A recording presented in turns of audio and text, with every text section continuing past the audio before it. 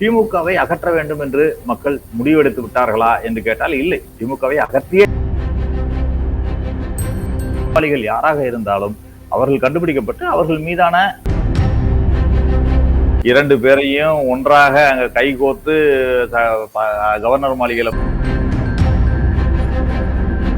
இந்தியால பல இடங்கள்ல இது மாதிரி ஒரு தலித்துகளுக்கு எதிரான, பழங்குடியினருக்கு எதிரான விஷயங்களை நம்ம எடுத்துட்டு போலாம். நீங்க எதையுமே சொல்லலன்னு சொல்ல முடியாது. சில நேரங்கள்ல போராட்டங்களின் மூலமாக தெரிவிக்கலாம். எங்கள் கட்சிக்கு வேற யாராவது அட்வைஸ் பண்ணி தான் நாங்க நடவடிக்கை எடுக்கணுங்கிற அவசியம் கிடையாது. எங்கள் கட்சிக்கு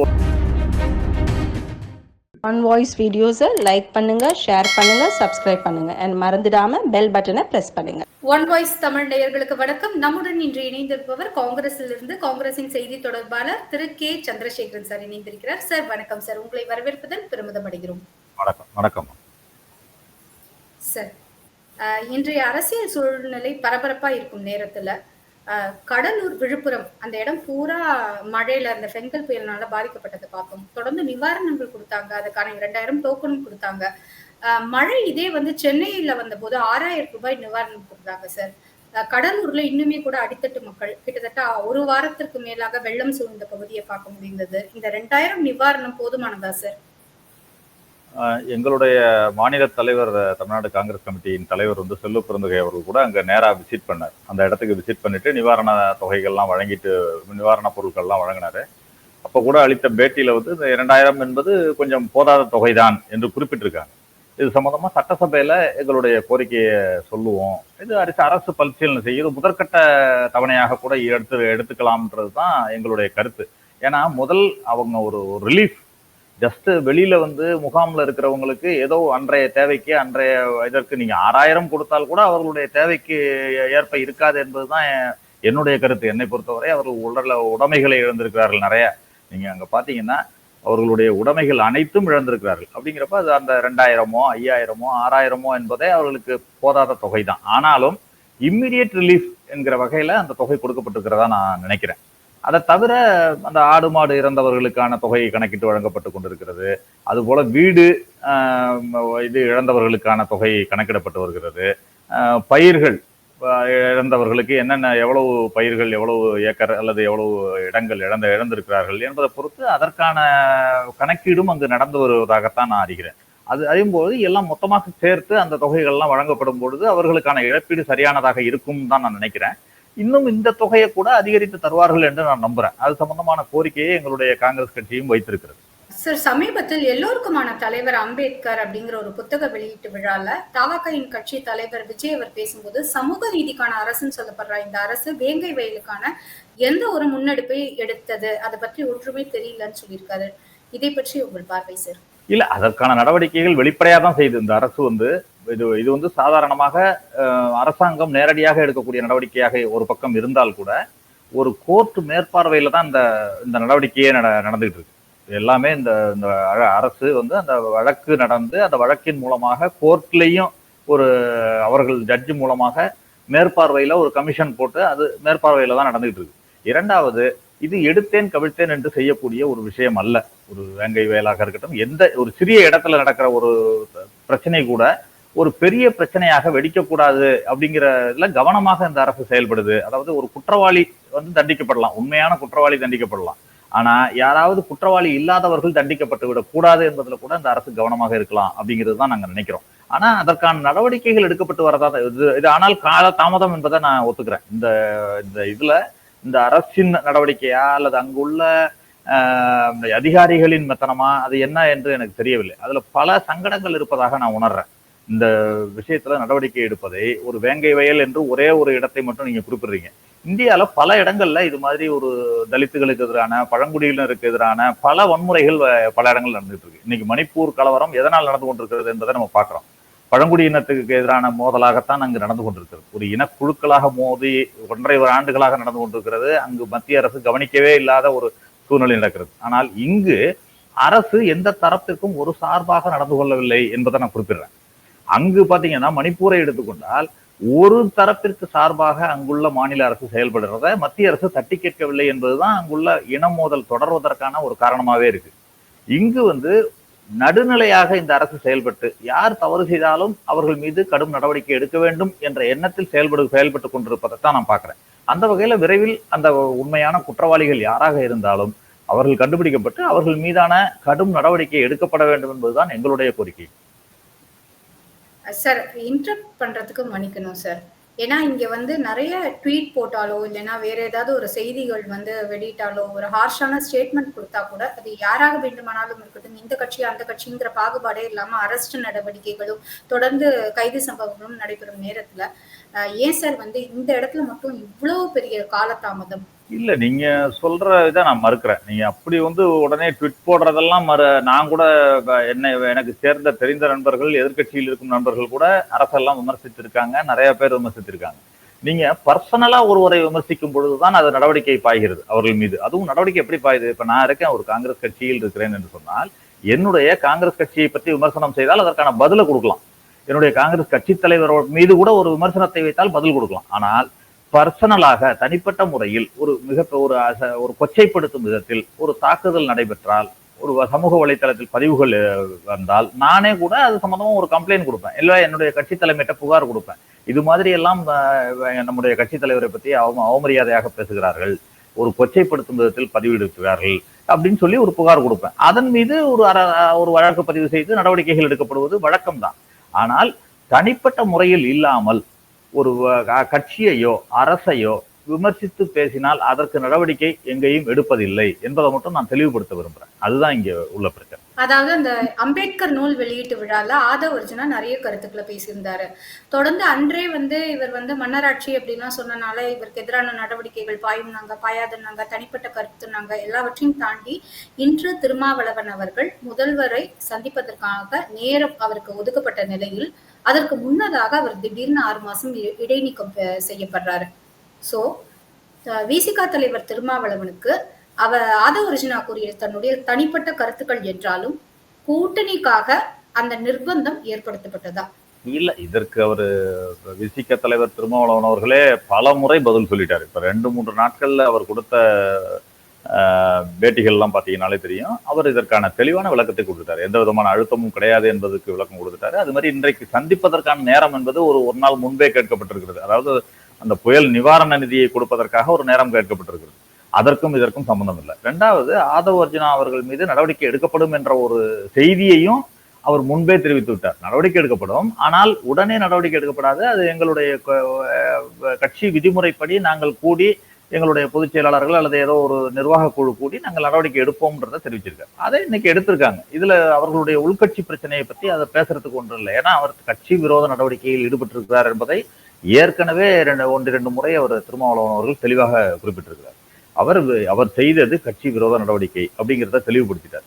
இன்றைக்கு அதற்கான நடவடிக்கை எடுக்கப்பட்டிருக்கிறது. இதுல ஒன்றும் பெரிய ஆச்சரியப்படுறதுக்கோ அதுல அழுத்தம் ஏற்பட்டிருக்கிறது, இவர்கள் கொடுத்த அழுத்தத்தினால் அவர்கள் எடுத்தார்கள். இப்போ ஒரு கட்சியில் ஒருவர் தவறு செய்தால் அல்லது இன்னொரு கட்சியை பற்றி விமர்சனம் செய்தால் அதன் மீது நடவடிக்கை எடுப்பதற்கு இன்னொரு கட்சி அழுத்தம் கொடுத்துதான் எடுத்தார்கள் என்று சொல்வதற்கு ஒரு கொச்சைப்படுத்தும் விதமாக தான் பார்க்கிறேன். அது அவர்கள் கட்சிக்கு அது உரிமை இருக்கிறது. அவர்கள் இப்ப எங்களுடைய காங்கிரஸ் கட்சியிலே கூட சில பேர் விமர்சனம் வேறு ஏதாவது ஒரு விமர்சனங்களை வைத்தால் நாங்கள் எங்கள் கட்சியில் விவாதித்து அதன் மீது என்ன நடவடிக்கை எடுப்பது அல்லது எச்சரிக்கை ஏதாவது செய்வதா அப்படிங்கிறதெல்லாம் நாங்க தான் முடிவெடுப்போம். எங்கள் கட்சிக்கு வேற யாராவது அட்வைஸ் பண்ணி தான் நாங்க நடவடிக்கை எடுக்கணுங்கிற அவசியம் கிடையாது. எங்கள் கட்சிக்கென்று ஒரு ஒழுங்கு நடவடிக்கை குழு இருக்கிறது, எங்கள் கட்சிக்கென்று சில விதிமுறைகள் இருக்கிறது. அது மாதிரி ஒவ்வொரு கட்சிக்கும் இருக்கும். அதன் அடிப்படையில் தான் அவர் விசிக தலைவர் திருமாவளவன் அவர்கள் தனிப்பட்ட முறை அவர் மீது நடவடிக்கை எடுத்திருக்கிறார் என்பதை தான் நம்ம பார்க்கணும். இவர் பேசி முடித்து கரெக்டா ஒரு நாள் கேப், சண்டே யாருமே பேசல, சாட்டர்டே சண்டே யாரும் பேசல, எந்த அமைச்சர்களோ திமுக அமைச்சர்களோ யாருமே அதை பற்றி கருத்து கூறாத நிலையில் இன்று ஆதவ் அர்ஜுனா நீக்கம் செய்யப்பட்ட பிறகு தொடர்ந்து ஒவ்வொரு அமைச்சராக ஒவ்வொருவராக அது குறித்து பேசுறாங்க. ஒண்ணு வாட்ஸ்அப் பதிவு போடுறாங்க, இல்லைன்னா எம்பி கனிமொழி அவர்கள் ஒரு கருத்து சொல்லியிருக்காங்க, 200 வெல்வோம் என்று இருமாப்புடன் கூறுகிறோம் அப்படின்னு சொல்லியிருக்காங்க. சோ ஒவ்வொருத்தரும் தாமு அன்பரசன் அவர்கள் சொல்லியிருக்காரு. சோ இந்த மாதிரி ஒவ்வொருத்தரும் கருத்தை வெளியிடுவது வந்து இதெல்லாமே ஒரு நாள் இந்த ஆதவ அர்ஜுனா நீக்கத்துக்காக வெயிட் பண்ணிட்டு இருந்தாங்களா? அதுக்கப்புறம் தங்களுடைய கருத்தை சொல்லுங்க. இல்ல, நீங்க தவறான தகவலை சொல்றீங்க. இது நீக்கத்துக்கு பிறகு இல்ல, முன்பே நேற்று முன்தினமே அந்த விஜய் அவர்கள் நிகழ்ச்சியில பேசியதற்கு பிறகே அந்த விஜய் பேசியதற்கான பதிலடியாகத்தான் பல விஷயங்களை அடுத்தடுத்த நாள்ல இருந்தே எல்லாருமே சொல்ல ஆரம்பிச்சிட்டாங்க. ஒரு கட்சியை, இப்ப என் கட்சியை வந்து யாராவது விமர்சனம் பண்ணாங்கன்னா அதற்கு பதிலடி கொடுப்பதற்கு வேற யாரும் தலைமையை கேட்டு பதிலடி கொடுக்க தேவையில்லை. நீங்க கூட்டணி கட்சிக்குள்ள இருந்தா கூட பரவாயில்ல. அவர் அந்த கட்சிக்கும் அதற்கும் சம்பந்தம் இல்லை. அவர் புதிதாக கட்சி ஆரம்பித்திருக்கிறார். அவர் ஒரு திமுக மீதான ஒரு கடுமையான விமர்சனத்தை வைக்கும் போது அந்த திமுக தலைவர்கள் பதிலடி கொடுக்கத்தான் செய்வாங்க. அதை எல்லாரும் அவங்க செஞ்சிருக்காங்க. அதுதான், அதுல எந்த விதமான ஆச்சரியப்படுறதுக்கும் ஒன்றுமில்லைன்னு தான் என்னுடைய கருத்து. சார், நம்ம பார்க்குறோம்.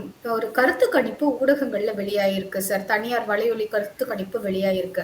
அதுல தபாக 23% வாக்குகளை பெறும். புதிதாக வந்த கட்சி என்றாலும் கூட ஒரு மாஸ் ஹீரோ அப்படிங்கிற ஒரு அந்த அடிப்படையில 23% வாக்குகளை வெல்வதற்கான வாய்ப்புகள் அதிகம் இருக்குன்னு சொல்லப்படுது. இதை பற்றி உங்கள் பார்வை, இதெல்லாம் சாத்தியமாகுமா தமிழ்நாட்டுல? நீங்க எந்த வலையொலி என்னன்னு தெரியல எனக்கு. நான் இது வரைக்கும் பார்க்கல. அது மாதிரி எதுவும் வரல. ஏன்னா பல கருத்து கணிப்பாளர்கள்லாம், தனியார் கருத்து கணிப்பாளர்கள் சொன்னது என்னன்னா, இது வரைக்கும் ஒரு 4% வாக்குத்தான் பெற முடியும் அப்படிங்கிறது தான் அவர்களுடைய கருத்தாக இருக்கு. ஏனென்றால் அவர் அந்த ரசிகர் வட்டத்தை தாண்டி என்ன அதுல லெவல்ல பப்ளிக்ட ஊடுருவிக்கிறார், மக்கள் மத்தியில் எந்த அளவிற்கு சென்றிருக்கிறார் என்பது தேர்தல் அப்பதான் தெரியும். நீங்க இன்னும் அவருடைய ஒரு வருட செயல்பாடுகளை பொறுத்து தான் தெரியும். நீங்க இப்ப தமிழ்நாட்டில் ஏற்கனவே கட்சிகள் இருக்கின்றன. மிகப்பெரிய 2 பெரிய கட்சிகள் என்று எடுத்துக்கொண்டால் ஒரு 20% மேல 25% மேல வாக்கு வாங்கக்கூடிய கட்சிகள் என்று சொன்னால் 2 கட்சிகளை தான் நம்ம சொல்ல முடியும். அதிமுகவும் திமுகவும் தான் சொல்ல முடியும். அது ஏற்றுக்கொள்ளக்கூடிய விஷயம் தான், ஒன்றுதான். அடுத்தது தேசிய கட்சி என்று எடுத்துக்கொண்டால் காங்கிரஸ் கட்சி இருக்கிறது. இப்போது பாஜக நாங்களும் வளர்ந்து விட்டோம் என்று சொல்லிக்கொண்டு வந்திருக்கிறார்கள். அவ்வளவுதான். அவர்களும் தனியாக நின்று பெரிய அளவுல ப்ரூவ் பண்ணதா இல்லை. அது ஒன்று. இரண்டாவது, மாநில கட்சிகள் என்று எடுத்துக்கொண்டால் நாம் தமிழர் போன்ற, விசிக போன்ற பல கட்சிகள் இருக்கின்றன. இப்ப அணிகள் என்று எடுத்துக்கொண்டால் ஒரு தேர்தலில் போட்டியிடுறப்ப அணிகள் தான் பார்க்கணும். நீங்க இந்த பக்கம் எந்த அணி நிக்குது, இந்த பக்கம் எந்த அணி நிக்குது அப்படின்னு சொன்னா, அதிமுக அணி, திமுக அணி, இது 2 அணிகளுமே பெரிய அணிகளாக இருக்கின்றன. இன்றைக்கு திமுக அணியை பொறுத்தவரை கடந்த 7 தேர்தல்களாக தொடர்ந்து வெற்றி பெற்றக்கூடிய ஒரு அணியாக இருக்கிறது. இன்டாக்டாகவும் இருக்கிறது. திமுக, காங்கிரஸ், விடுதலை சிறுத்தைகள், மதிமுக, முஸ்லீம் லீக், அதுபோல கம்யூனிஸ்ட் இயக்கங்கள், மதிமுக, அதை தவிர இப்பொழுது அடிஷனலாக ஏற்கனவே இருந்த கட்சிகளோடு கமலஹாசனின் மக்கள் நீதி மையமும் இணைந்திருக்கிறது. அது வாட் எவர் இட் இஸ், 1% இருக்கலாம், 2% இருக்கலாம். ஏனென்றால் சட்டமன்ற தேர்தலை பொறுத்தவரை வெற்றி வித்தியாசம் என்பது 1%, 1.5%-ஆகத்தான் இருக்கும். வெற்றி வித்தியாசம் என்பது பல தொகுதிகளில் வெற்றியை நிர்ணயிக்கக்கூடியது 1000, 2000 வாக்குகள் கூட வெற்றியை நிர்ணயிக்கக்கூடியதாக இருக்கும். இப்பொழுது திமுகவிற்கு எதிரான அணி அப்படின்னு பாத்தீங்கன்னா, இன்றைக்கு தமிழ்நாட்டை பொறுத்தவரை திமுக ஆளுங்கட்சியாக இருக்கிறது. திமுகவை அகற்ற வேண்டும் என்று மக்கள் முடிவெடுத்து விட்டார்களா என்று கேட்டால் இல்லை. திமுகவை அகற்றியே தீர வேண்டும் என்று முடிவெடுத்து விட்டார்களா என்று கேட்டால் அந்த ஆப்ஷனும் இல்லை. ஆனால் எதிர்ப்பலை என்று இருக்குமா என்று கேட்டால் இருக்கும், கண்டிப்பாக இருக்கும். எந்த கட்சியாக இருந்தாலும் ஒரு 5 ஆண்டு காலம் ஆட்சி செய்தால் அவர்களுக்கு ஓரளவிற்கான எதிர்ப்பலை இருக்கும். ஆனால் அந்த எதிர்ப்பலையை கேட்ச் செய்யக்கூடிய அளவிற்கு, அந்த எதிர்ப்பலையை வாக்குகளாக, தங்களுடைய வாக்குகளாக மாற்றக்கூடிய அளவிற்கு எதிரணி எப்படி இருக்கிறது என்று பார்த்தால், இப்ப அதிமுக அணி யாரை எதிர்க்கிறார்கள் என்று கேட்டால் திமுகவை. அடுத்து பாஜக தனியாக ஒரு அணி அமைத்திருக்கிறது. அவர்கள் யாரை எதிர்க்கிறார்கள் என்று கேட்டால் திமுகவை. இப்பொழுது புதிதாக இவர்கள் 2 பேரை தவிர அடுத்தது நாம் தமிழர் கட்சி என்று எடுத்துக்கொண்டால் அவர்களும் 8% வாக்குகளை வாங்கி தனியாக அங்கீகரிக்கப்பட்ட ஒரு அரசியல் கட்சியாக கடந்த தேர்தலில் உருவாயிருக்காங்க. அவர்கள் யாரை எதிர்க்கிறார்கள் என்று கேட்டால் திமுகவை. அடுத்ததாக இப்பொழுது புதிதாக கட்சி தொடங்கி இருக்கிறார், விஜய் தொடங்கி இருக்கிறார். அவர் யாரை எதிர்க்க போகிறார் அல்லது என்பது தெளிவாகவே தெரிந்துவிட்டது. அவர் யாரை எதிர்த்து அரசியல் கட்சி தொடங்கி இருக்கிறார் என்பதும் தெளிவாக தெரிந்துவிட்டது. அப்படி பார்த்தால் அவரும் திமுகவை எதிர்க்கிறார். அப்படி இருக்கும் பொழுது திமுகவை எதிர்ப்பவர்கள் 4 அணியாக நிற்கிறார்கள். ஆனால் திமுகவை ஆதரிப்பவர்கள் ஒரே அணியாக 7 கட்சிகள் நிற்கின்றன. நீங்க அதையும் பார்க்கணும். அப்படி இருக்கும் பொழுது திமுகவிற்கு எதிரான வாக்குகள் கண்டிப்பாக சிதறுகின்றன. திமுகவிற்கு எதிரான வாக்குகளை ஒருமுகமாக பெறக்கூடிய வாய்ப்பு இருக்கிறதா அடுத்த தேர்தலில் என்று சொன்னால் கண்டிப்பாக இதுவரை இல்லை.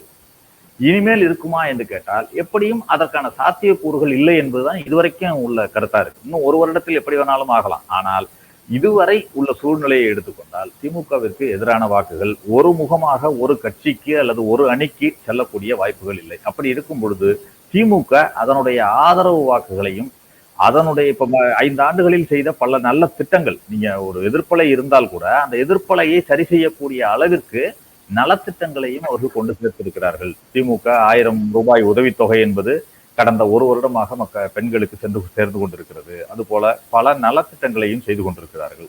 அந்த எதிர்ப்பலையை ஈடு செய்யக்கூடிய அளவிற்கு பல நலத்திட்டங்களையும் அவர்கள் செய்து கொண்டிருக்கிறார்கள் என்பதையும் பார்க்கணும். அது ஈக்குவல் பண்ணிடுது.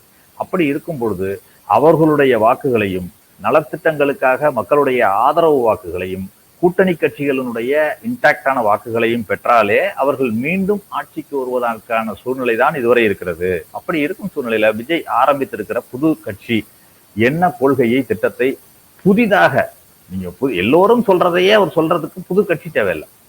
நீங்கள் என்ன புதிதாக திட்டம் வைத்திருக்கிறீர்கள் தமிழ்நாட்டுக்கு? நீங்க என்ன செய்ய போறீங்க? நீ எல்லோரும் திமுக எதிர்க்கிறேன், நானும் எதிர்க்கிறேன்றதுல ஒண்ணும் இல்லை. இதே பாஜக சொல்கிற கருத்தை தான் அவரும் சொல்றாரு. பாஜக குடும்ப ஆட்சின்னு திமுக விமர்சித்தது, பாஜக ஊழல் ஆட்சின்னு விமர்சித்தது, பாஜக அப்படி சொல்றதான் இவரும் சொல்றாரு. அதை அப்படிங்கிறப்ப உங்களுக்கும் அவர்களுக்கும் என்ன வித்தியாசம் இருக்கிறது? அப்படி இருக்கும்பொழுது உங்களுக்கு ஏன் வாக்களிக்க வேண்டும் மக்கள்னு நீங்க ஒரு கருத்தை வச்சீங்கன்னா அதற்கான காரணங்கள் எதுவும் இல்லை. அதனால் இப்ப இருக்கிற சூழ்நிலையில அவர் இன்னும் ஒரு வருடம் எப்படி கட்சியை நடத்தி செல்கிறார், மக்களிடம் எப்படி தன்னுடைய திட்டங்களை கொண்டு சேர்க்க போகிறார் என்பதை வைத்துத்தான் அவருடைய வாக்குகள் இருக்கும். இப்போது இன்றைய சூழ்நிலையில் எடுத்துக்கொண்டால் என்னை பொறுத்தவரை ஒரு 4% வாக்குகளை பெறக்கூடிய சூழ்நிலையில் தான் அவருடைய கட்சி இருக்கிறது என்பதுதான் என்னுடைய கருத்து. சார், ரொம்ப டீட்டெயில்டா ஒரு விளக்கம் கொடுத்துருக்கீங்க, நாங்க அதை அக்செப்ட் பண்ணிக்கிறோம். எங்களுக்கு ஒரு கேள்வி சார், நீங்க தவறா எடுத்துக்க கூடாது. கூட்டணியில் இருப்பதனாலேயே இங்க நீங்களே சொல்றீங்க, ஏதோ ஒரு விதமான 5 வருடம் எந்த கட்சி ஆட்சி நடத்தினாலும் ஒரு எதிர்ப்பு இருக்கதான் செய்யும், ஒரு ஆன்டி இன்குபன்சி இருக்குன்னு சொல்றீங்க. சோ அந்த கூட்டணியில் இருப்பதாலேயே இங்க நிறைய பெண்களுக்கு எதிராகவோ இல்லைன்னா மற்ற இலவசங்கள் வரலன்னு ஒரு பக்கம் போராடுறாங்க மக்கள். அந்த மாதிரி சில எதிர்ப்பலைகளை திமுகவுக்கு மக்கள் டைரக்டாவோ இன்டைரக்டா காட்டினா கூட ஏன் கூட்டணி கட்சியான காங்கிரஸ் ஒரு பெரிய அளவுல எந்த ஒரு போராட்டமே முன்னெடுக்கல சார்? எதுக்காக இருந்தாலும் இல்ல ஏதாவது எடுத்திருக்காங்களா சார்?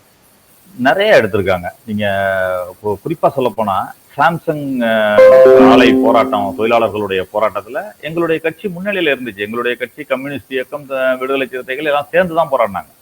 அதற்கு பிறகு அது சமரச பேச்சுவார்த்தையின் மூலமாக அது தீர்த்து வைக்கப்பட்டது. அதே போல 12 மணி வேலைன்னு ஒரு சட்டம் கொண்டு வந்தப்ப முதல் கருத்து குரல் கொடுத்ததும் நாங்க தான். எங்களுடைய கட்சி குரல் கொடுத்தது. அது மறுபடியும் சட்டசபையில குரல் எழுப்பணும், அது மறுபடியும் வித்ரா பண்ணாங்க. அது மாதிரி பல விஷயங்களை நம்ம எடுத்துட்டு போகலாம். நீங்க எதையுமே சொல்லலன்னு சொல்ல முடியாது. சில நேரங்கள்ல போராட்டங்களின் மூலமாக தெரிவிக்கலாம், சில நேரங்கள்ல எங்களுடைய கருத்துக்களை சட்டசபையில் தெரிவிக்கக்கூடிய வாய்ப்புகள் இருக்கிறது. இன்னும் சில நேரங்கள்ல கூட்டணி கட்சியாக, தோழமை கட்சியாக எங்களுடைய கூட்டணியின் தலைவராக முதலமைச்சரை சந்தித்து அதனுடைய கோரிக்கைகளை வலியுறுத்துகிறோம். அது செயல்படுத்தப்படுகிறது. எங்களுடைய கோரிக்கையை தெரிவிக்க முடியலன்னு தானே போராட்டம் நடத்தணும். நீங்க எங்களுடைய கோரிக்கையை கேட்கல, இல்ல எங்களுடைய கோரிக்கையை கேட்கவே தயாராக இல்லை அப்படின்னு சொன்னா நாங்க போராட்டம் நடத்துறதுக்கு அர்த்தம் இருக்கு. நாங்கள் எங்களுடைய கோரிக்கையை கொண்டு போய் வைக்கிறப்ப அதை ஏற்றுக்கொள்ளப்படுகிறது என்று சொன்னால் நாங்கள் ஏன் போராடணும்? அப்படிங்கிறப்ப பல கோரிக்கைகள், எங்களுடைய கோரிக்கைகள் இந்த அரசால் ஏற்கப்பட்டு அது தீர்த்து வைக்கப்படுகிறது. அப்படிங்கிறப்ப எல்லாவற்றுக்கும் போராட்டம் என்பதும் தேவையில்லை. அதுக்கு தேவையில்லை. எதிர்கட்சிகள் என்பது போராட்டம் நடத்திதான் ஆகணும். ஏனென்றால் எதிர்கட்சிகள் என்பது அரசியல் செய்ய வேண்டும் என்று சொன்னால் அந்த கட்சிக்கு எதிரான நிலைப்பாட்டை எடுக்க வேண்டும் என்பதற்காக எல்லாவற்றையும் போராடுகிறார்கள். போராடி செய்ய வேண்டிய விஷயம் இருக்கிறது. இன்றைக்கு உதாரணத்துக்கு எடுத்துக்கிட்டீங்கன்னா, இன்னைக்கு டங்ஸ்டன் தொழில் சுரங்கம் மதுரையில் ஆரம்பிப்பதற்கு ஏலம் விட்டிருக்காங்க. மத்திய அரசு ஏலம் விடுகிறது. அதனை சட்டசபையில் எதிர்த்து தீர்மானம் நிறைவேற்றுகிறார்கள். தீர்மானம் நிறைவேற்றும் போது அதை எதிர்த்து எடப்பாடி பழனிசாமி அவர்கள் பேசுகிறார், எதிர்கட்சி தலைவராக பேசுகிறார். ஏன் 10 மாதம் முன்பே நீங்கள் தெரிந்தும் நீங்கள் ஏன் அந்த நிலக்கரி சுரங்கத்துக்கு அப்பவே எதிர்ப்பு தெரிவிக்கல அப்படின்னு சொல்றாரு. அதுக்கு அந்த துறையின் அமைச்சர் துரைமுருகன் அவர்கள் பதில் சொல்றாரு, நாங்க அப்பொழுதே கடிதம் எழுதியிருந்தோம், அப்பொழுதே எதிர்ப்பு தெரிவித்திருந்தோம் சொல்றாங்க. ஆனா இதில் உள்ள இன்னொரு முக்கியமான விஷயத்தை எடுத்து பாத்தீங்கன்னா, இந்த சுரங்கம் வெட்டுறதுக்கான, சுரங்க ஏலத்திற்கான அனுமதி வழங்குவதை மாநில அரசிடமிருந்து பறித்து ஒரு சட்டம் மூலமாக மத்திய அரசு எடுத்துக்கொண்டது. 2 வருடமாகுது. 2021 எடுத்துக்கொண்டது. அப்பொழுது இந்த சட்டத்தை ஆதரித்து அதிமுகவின் தம்பித்துறை மாநிலங்களவையில பேசியிருக்காரு. இந்த சட்டத்தை எதிர்த்து கனிம வளங்களை மாநில அரசு வைத்திருப்பது ஊழலுக்கு வழிவகுக்கும், நீங்க எடுத்துக்கொள்வது நல்லதுன்னே பேசியிருக்காரு. பேசிவிட்டு இங்கு சட்டசபையில இவர் எதிர்ப்பு தெரிவிக்கிறார். இதுதான் இரட்டை நிலைப்பாடுன்னு சொல்றேன். நீங்க ஒரு பக்கம் ஆதரிச்சுட்டு இந்த பக்கம் எதிர்க்கிறீங்க. இது ஒரு இரட்டை நிலைப்பாடு. இந்த மாதிரி தான் அரசியல் செய்யக்கூடாது. எதிர்கட்சி என்பதற்காக எதிர்க்க வேண்டும் என்பது அல்ல.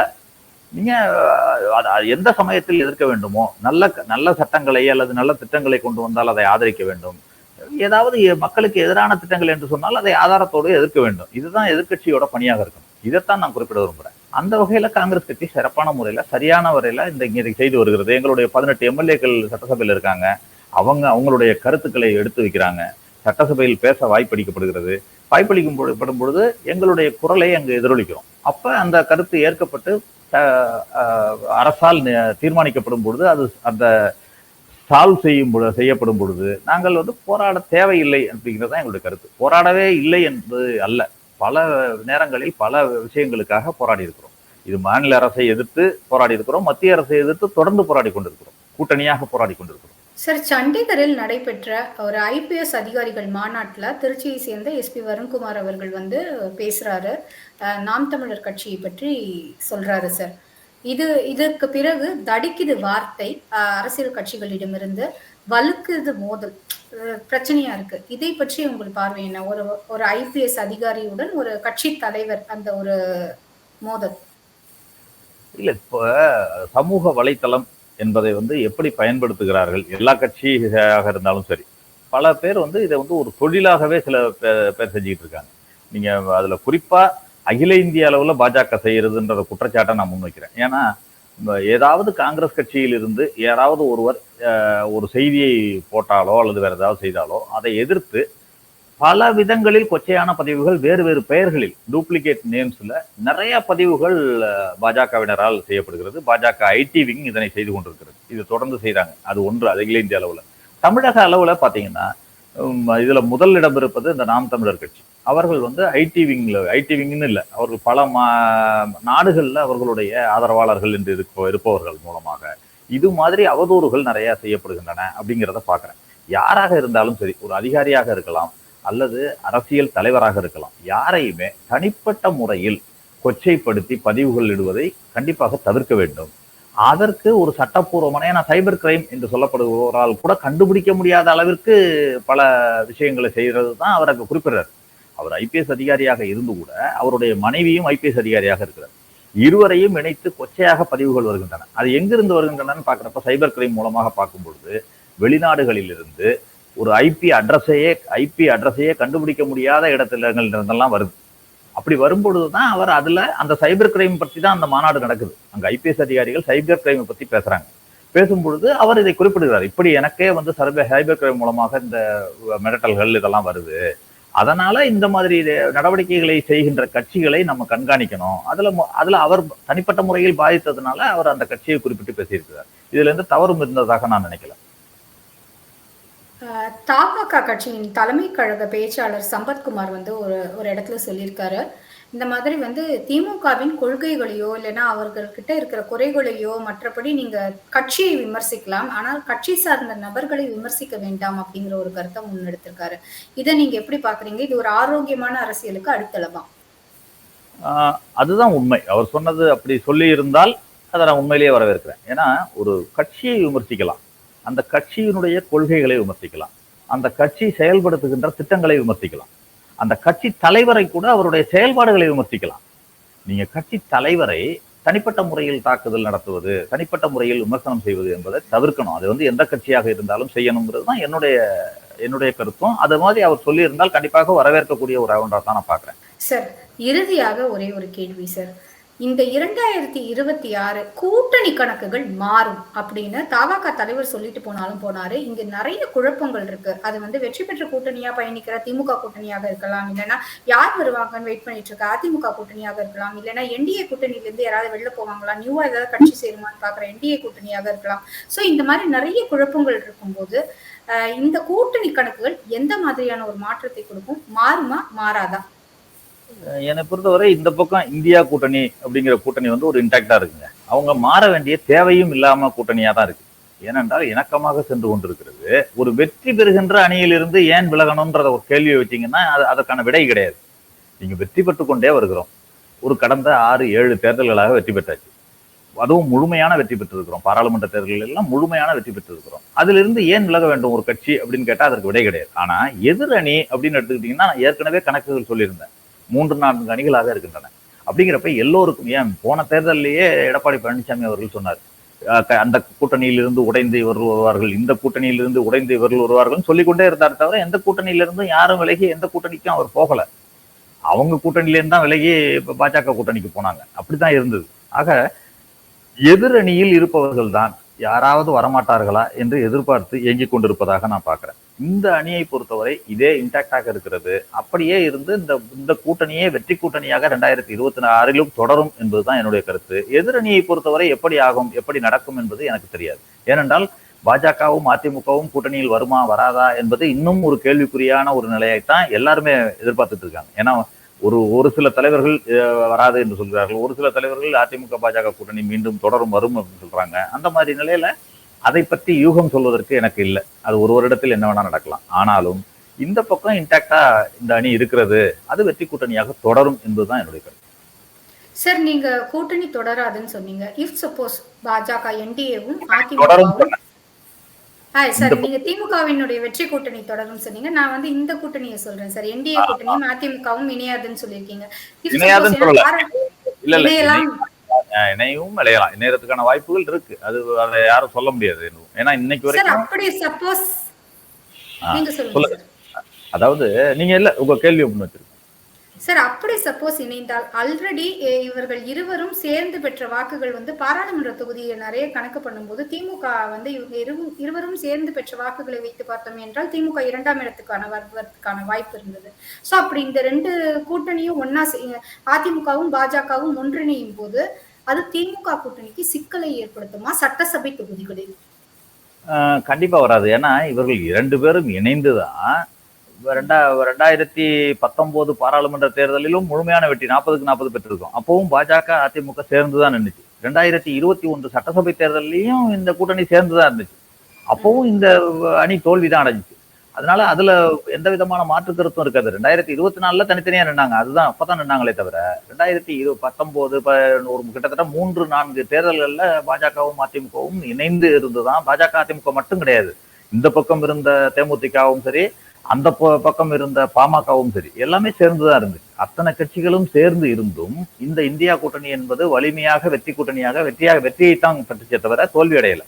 அதனால அவர்கள் இணைந்து இருந்தாலும் சரி அல்லது பிரிந்திருந்தாலும் சரி அவர்களுக்கு தோல்விதான் கிடைக்கும் என்பதுதான் இப்பொழுது உள்ள நிதர்சனமான ஒரு சூழ்நிலையாக இருக்கு. சார், அப்போ நீங்க 2021 கூட்டணி கணக்கை எடுத்தோமே என்றால் அமமுக வந்து தனியா இருந்தாங்க.